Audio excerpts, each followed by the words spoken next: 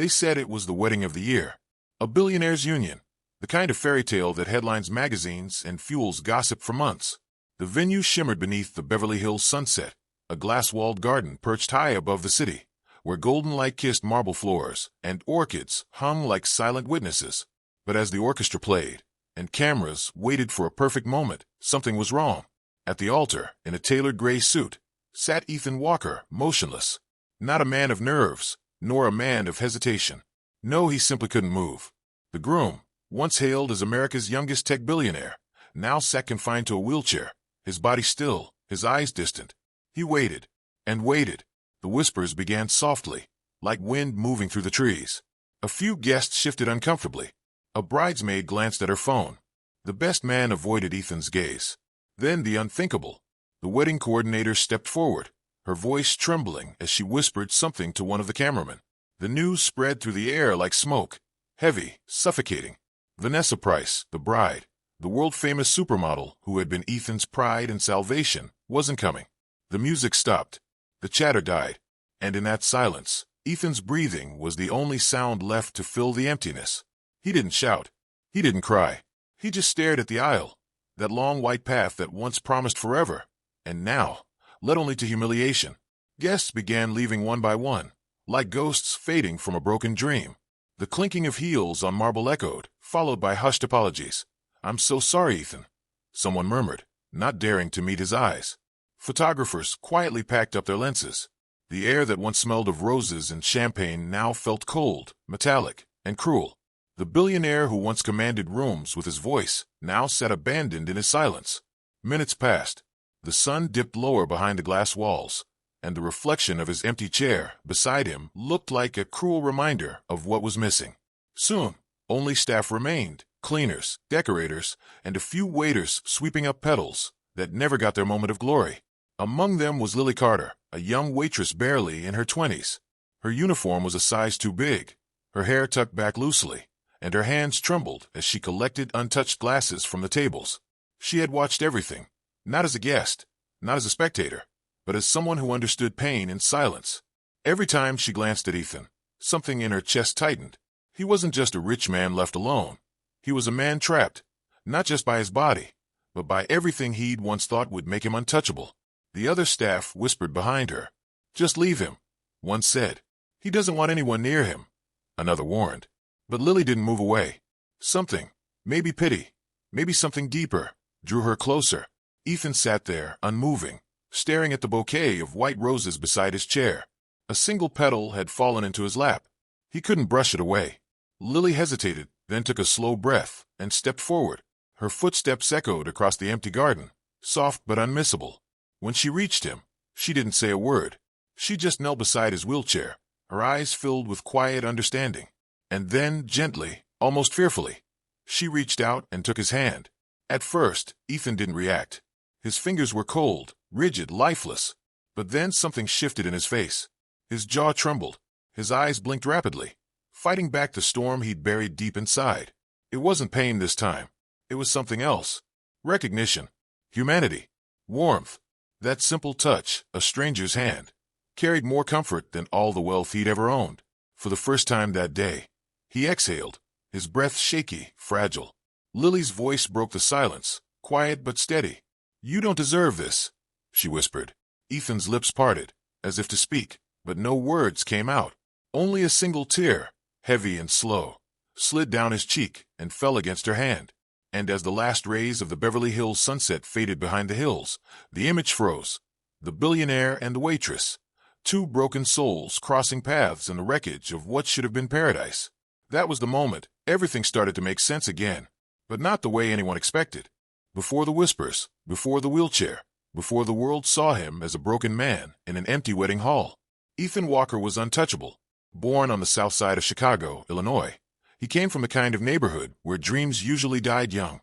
His father, a mechanic, worked himself to exhaustion, and his mother, a nurse, patched together shifts just to keep food on the table.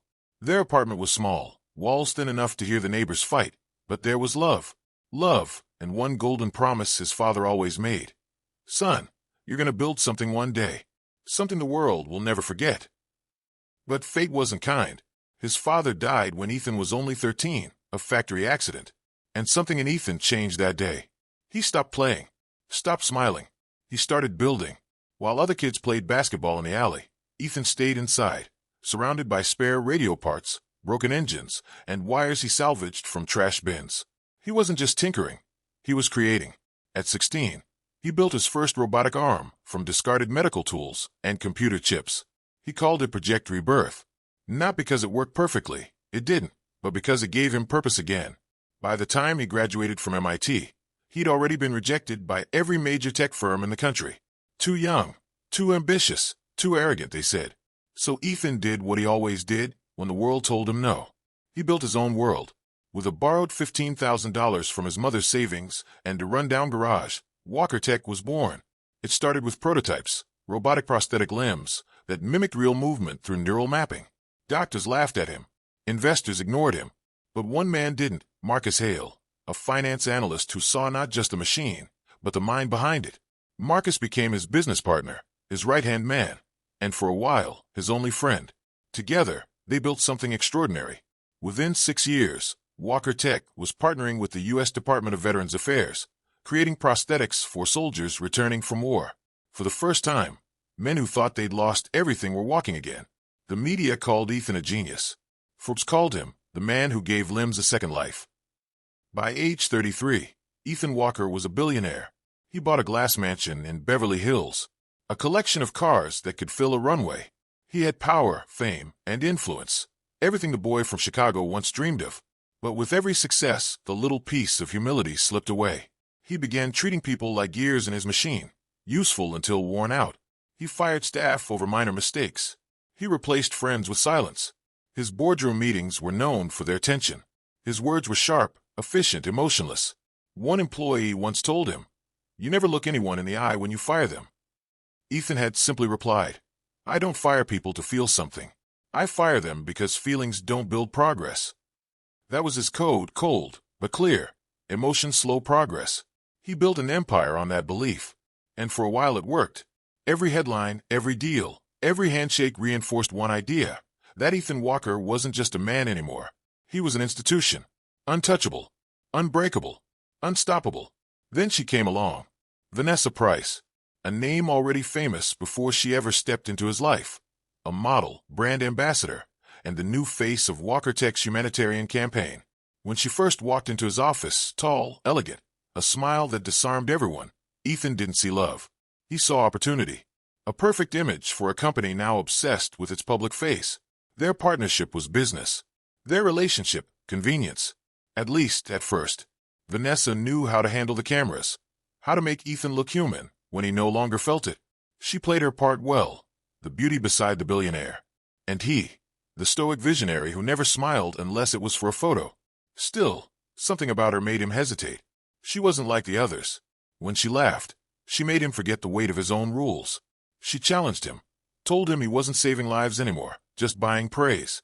He'd brush it off, of course. He always did.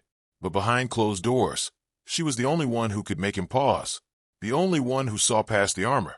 And yet, the man inside the armor refused to change. Marcus, the friend who had built the empire beside him, noticed it first. "You're losing yourself, Ethan," he warned one night as they looked out over the city skyline. "All kings do," Ethan replied without flinching. Marcus turned to him. "One day, your empire will collapse, not from the market, but from pride." Ethan smirked, sipping his glass of whiskey, eyes reflecting the glittering horizon. "If I ever fall," he said, "I'll rebuild it twice as strong." He believed it, every word, because men like Ethan Walker didn't imagine failure. They engineered control. Every risk was calculated, every emotion suppressed, every weakness buried deep beneath the surface. But what he didn't know, what no machine could ever calculate, was that life doesn't care about formulas. It only takes one moment, one night, to turn a man who built the future into a man who can no longer move at all. Ethan Walker believed he had conquered the world, but the truth? He was only standing at the edge of the fall. The night everything changed didn't begin with disaster. It began with pride. And pride, like all storms, never announces itself until it's too late. It was a Friday evening, San Francisco, glittering beneath a restless sky. Ethan Walker had been invited to a high-profile charity gala, the kind that wasn't really about charity at all. It was about image. The cameras, the champagne, the speeches that made the rich feel generous. Ethan didn't care for those things. Not anymore. But his fiancée, Vanessa, insisted they go. "People need to see you again," she said, her tone sharp, rehearsed. "They need to know you're not some coal machine." Ethan barely looked up from his laptop. "I build machines," he said. "I don't pretend to be one." She sighed, frustrated, but smiled anyway, the kind of smile meant for the public, not for him. That was the problem with them lately. Every word between them felt like a line in a press release. The gala began beautifully. A grand ballroom overlooking the bay, crystal chandeliers, laughter that didn't quite reach the eyes. Ethan gave a speech about innovation and human potential. People clapped. Cameras flashed. But behind the applause, tension simmered. When the guests mingled, Vanessa pulled him aside into a quiet hallway. In her hand, a stack of papers. Prenup agreements. Her agent had insisted on them. She said, "Just business," she whispered. Ethan's jaw tightened. "Business," he repeated, almost to himself. "That's all this is to you, isn't it?" Her eyes flickered. "Don't make this ugly, Ethan. You, of all people, should understand protection." He laughed coldly. "You're marrying a man who builds prosthetic limbs for soldiers. What are you protecting yourself from?" "My conscience." The argument escalated. Words sharper than knives. Accusations. Tears. Until finally, Ethan turned away, trembling with a rage he hadn't felt in years. "I'm done," he muttered. "I need air." He stormed out into the rain, leaving behind the flash of cameras, the murmurs of gossip, and a woman whose mascara had already begun to run. Outside, the storm had grown violent. Winds howled, waves crashed against the bay. But Ethan didn't care. He climbed into his black Aston Martin and sped off into the dark. The city lights blurred through raindrops on the windshield. His reflection in the glass, angry, exhausted, hollow. For once, he wasn't the man in control. He was just a man running from everything he built. The rain hit harder, like the sky itself wanted to drown him. As he crossed the Golden Gate Bridge, lightning flashed, illuminating the red steel around him. He tightened his grip on the wheel. The speedometer climbed. His heart raced faster than the engine. Then a sound. A screech. A flash of headlights cutting through the rain. A truck swerved ahead, losing control on the slick surface. Ethan jerked the wheel hard. Tires screamed. The car spun. Metal against metal. Glass shattering. The world turned upside down in slow motion. A dance of chaos lit by the flash of lightning. And then silence. Only the faint sound of rain dripping through the twisted wreckage. When Ethan opened his eyes again, everything was white. White walls. White sheets. White noise humming through the monitors beside him. For a moment, he thought he was dead. Then he tried to move. He couldn't. His mind screamed commands, but his body refused. Not his legs. Not his hands. Not even the simplest twitch. Panic rushed through him, but the machines didn't care. They beeped steadily, reminding him that he was alive, just not the way he used to be. Doctors came and went. Voices overlapped. Terms blurred. Spinal trauma, nerve damage, complete paralysis below the chest. Each word landed like a hammer. Until finally, the surgeon spoke plainly. "Mr. Walker, you'll never walk again." Ethan's eyes went blank. He didn't scream. He didn't cry. He just stared at the ceiling, as if searching for the logic in tragedy. The man who had designed machines to make others walk again could no longer move himself. Days turned into weeks. The world outside went on, news outlets speculating, shareholders panicking, the company's stock dropping by the hour. Marcus Hale, his closest friend and business partner, took over operations temporarily. Reporters praised his leadership. Investors called him a savior. Ethan watched it all from a hospital bed, trapped inside a body that no longer obeyed him. Vanessa came once. She stood at the edge of his bed, red eyes, trembling lips. She tried to speak, but words failed her. All she managed was a quiet, "I'm sorry," before she turned and walked out. He never saw her again. After that, the hospital room became his world, sterile, colorless, endless. Nurses came and went, adjusting tubes, checking vitals, pretending not to pity him. He hated their silence more than their sympathy. Until one evening, a young nurse accidentally dropped his chart.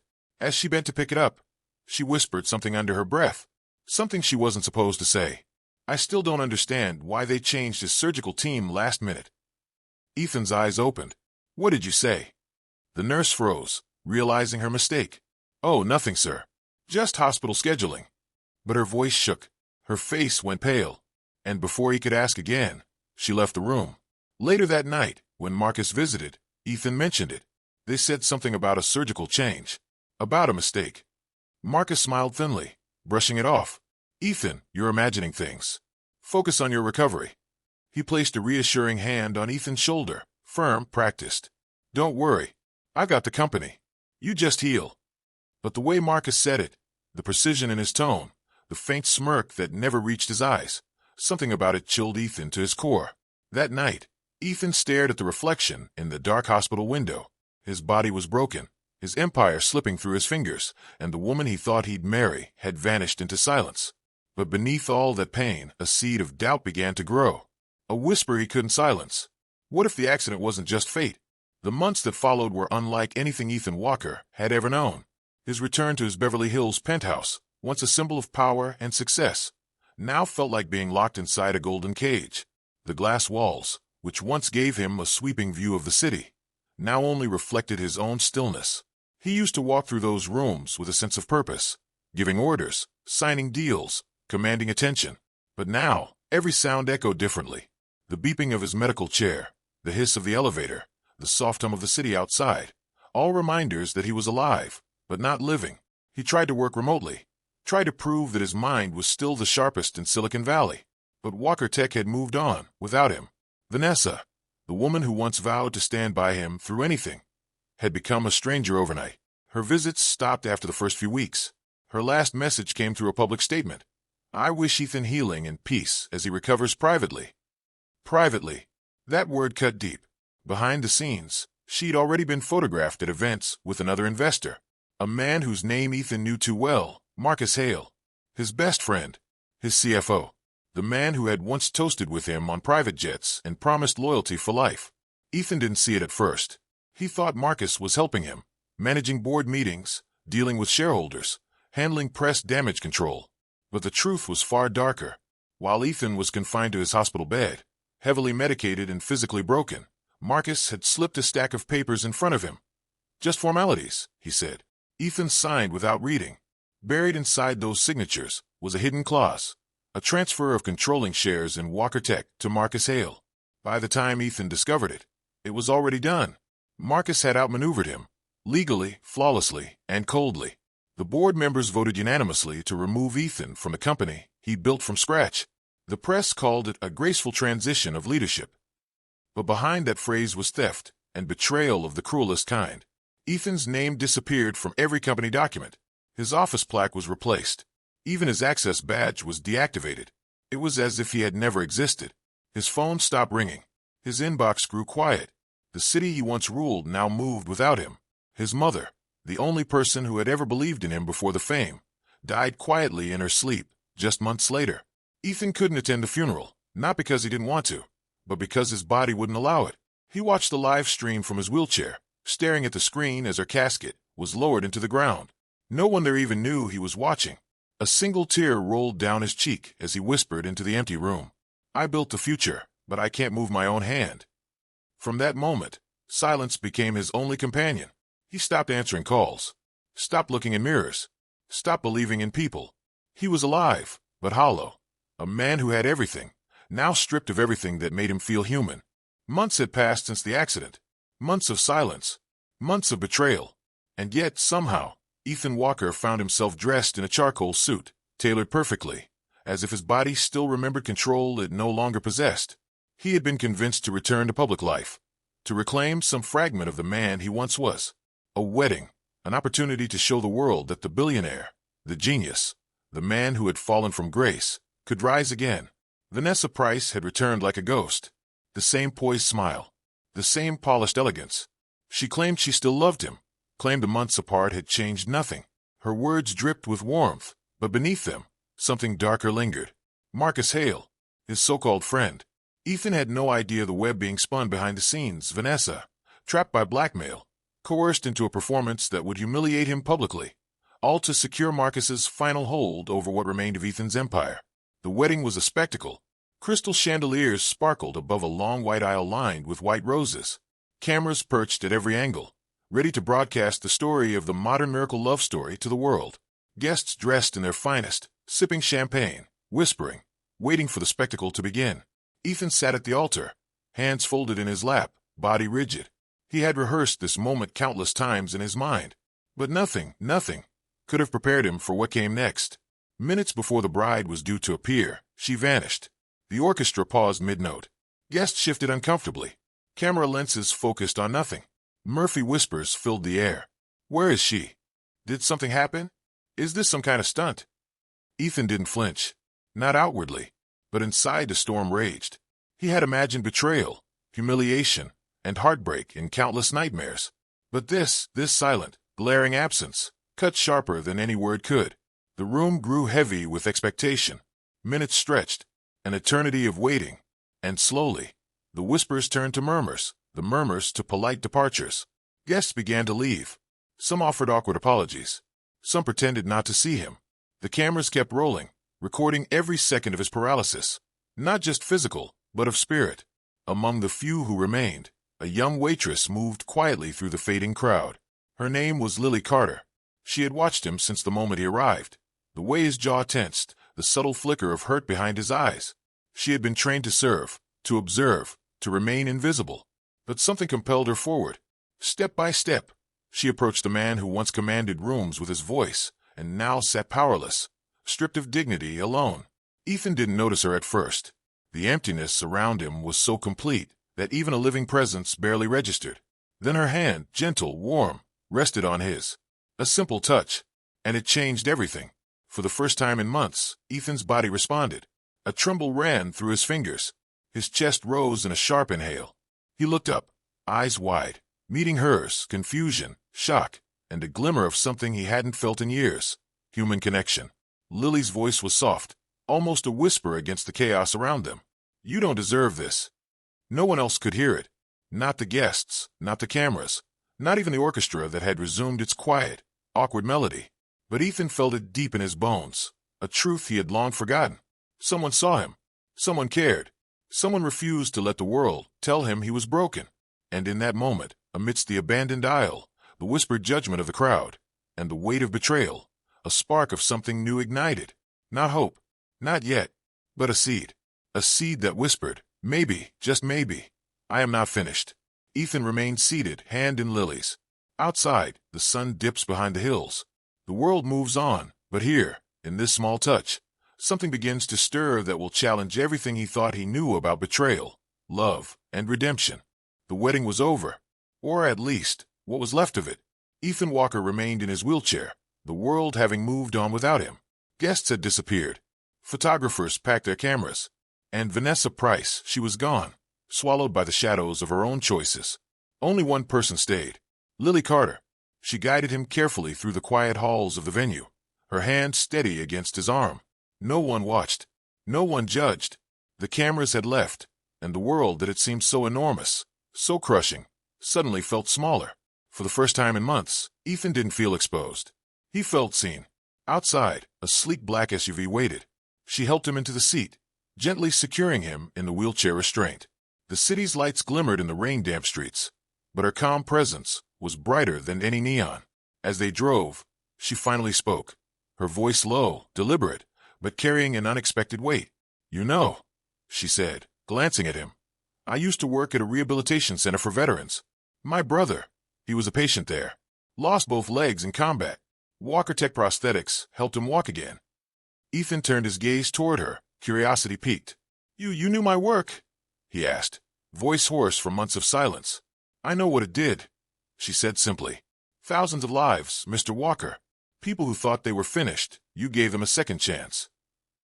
Her words were not praise, not flattery, just truth.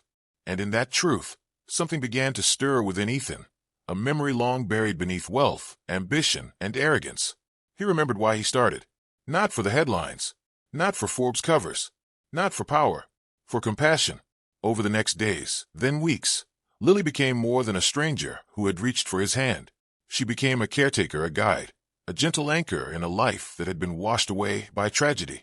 She arrived each morning with her soft smile and practical efficiency. She helped him through therapy exercises. She adjusted his wheelchair, steadied his trembling hands, reminded him to eat, to hydrate, to breathe. At first, Ethan resisted. A man who had once built empires now had to ask for help, had to trust someone to see him weak. It was unbearable. But Lily did not flinch. She did not pity him. She treated him like someone who could still matter, even if the world said otherwise. Days turned into emotional montages. She fed him breakfast, laughing at his clumsy attempts to lift a spoon. She guided his hands through therapy exercises, celebrating every tiny movement like a victory. She read letters from veterans who had regained independence, thanks to his technology. They shared quiet moments, sitting in the garden, sunlight filtering through the windows, talking about nothing and everything at once. And slowly, so slowly, his body began to respond.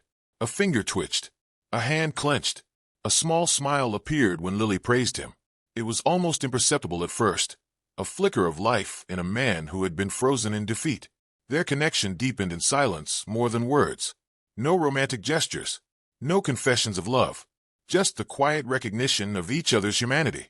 Ethan began to laugh again, not the hollow laughter of someone performing for a room full of strangers, but genuine laughter, the kind that shakes the chest and warms the soul. And Lily, she watched it all, knowing she had done nothing extraordinary, yet had given him the greatest gift of all, someone to care about him without expectation, without judgment, without reward. For the first time since the accident, Ethan Walker felt alive.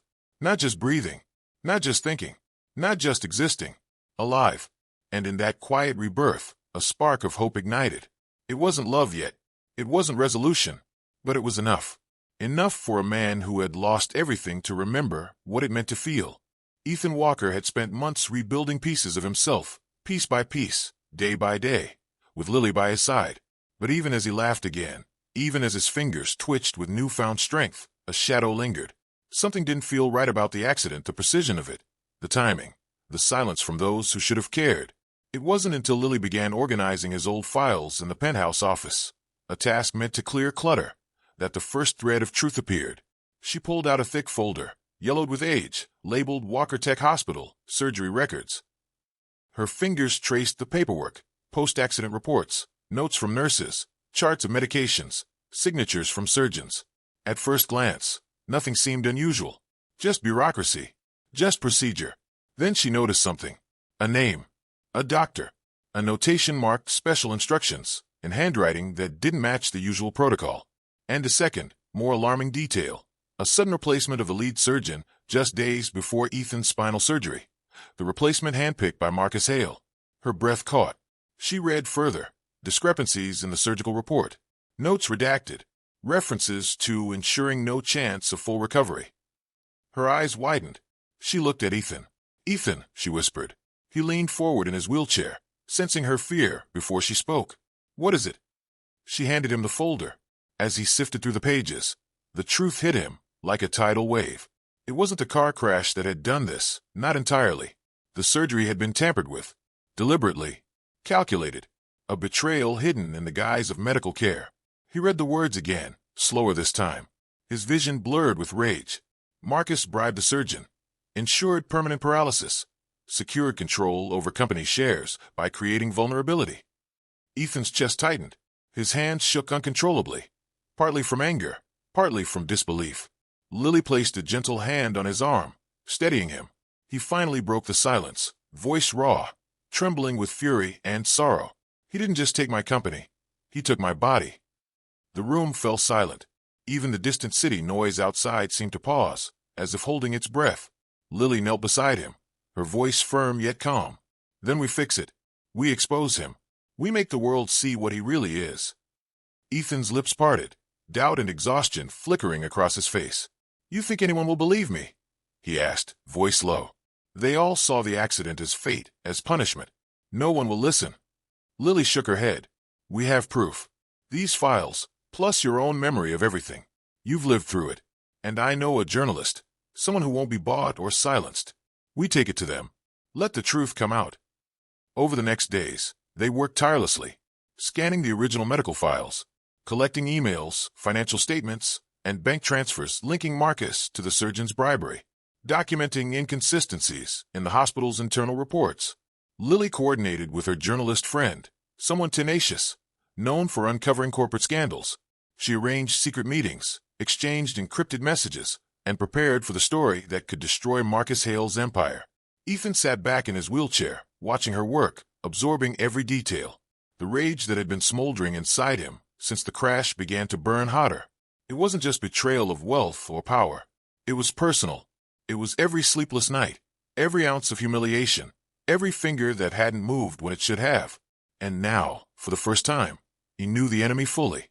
The man who had taken everything, his company, his dignity, even the use of his own body, had underestimated the one thing he could never control, the truth.